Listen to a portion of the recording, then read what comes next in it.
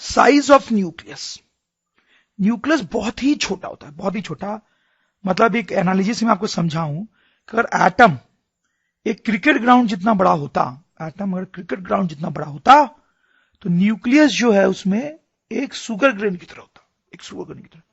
तो आप सोचें कि एटम के कंपैरिजन में न्यूक्लियस कितना छोटा होता है, बहुत ही छोटा होता है, वेरी स्मॉल। अब न्यूक्लियस के बारे में सबसे पहले तो रदरफोर्ड गोल्डफॉयल एक्सपेरिमेंट में पता चला था।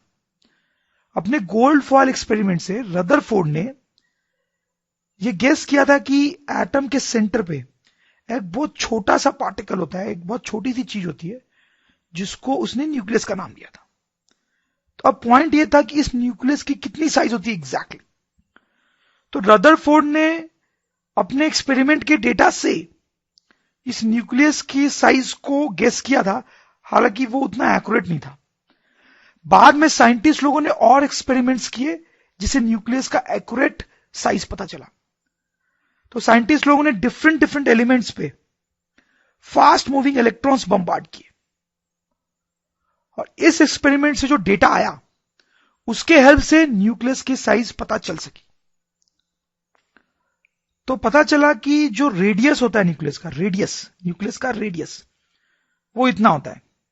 वे are not is a constant जिसकी वैल्यू है 1.2 फेम्टोमीटर, और ये ए जो है, ए है, इट इज मास नंबर मतलब number of neutrons plus protons.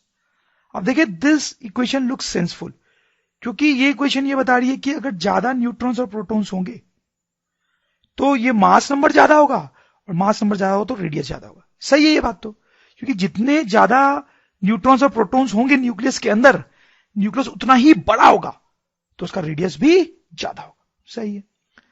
तो अगर हम यहां से डेंसिटी निकालें न्यूक्लियस की, तो that will be mass upon volume. Mass तो मास नंबर होगा, volume 4/3 pi r cube. R के जगह पे इस इक्वेशन का हेल्प से हम ये क्वांटिटी रख देंगे। ठीक है। आप देखें ए से ए कैंसिल हो जाएगा, तो ये सारी चीजें जो बची वो तो कांस्टेंट्स हैं। अब देखो 4/3 पाई आर नॉट, ये सब कांस्टेंट है, तो उनकी अगर हम वैल्यू पुट करते हैं तो डेंसिटी इतनी आ जाती है। तो इसमें दो चीजें ध्यान रखने वाली है या नोटिस करने वाली है, कि जो डेंसिटी है वो कांस्टेंट आ रहा है, इंडिपेंडेंट ऑफ ए। मतलब देखो ए यहीं पे कट गया था, तो डेंसिटी इज इंडिपेंडेंट ऑफ ए। मतलब किसी भी एलिमेंट का न्यूक्लियस लो, सबके लिए ए अलग अलग होगा, बट फिर भी डेंसिटी क्या होगी, सेम होगी density. Density is independent of A, same for all elements.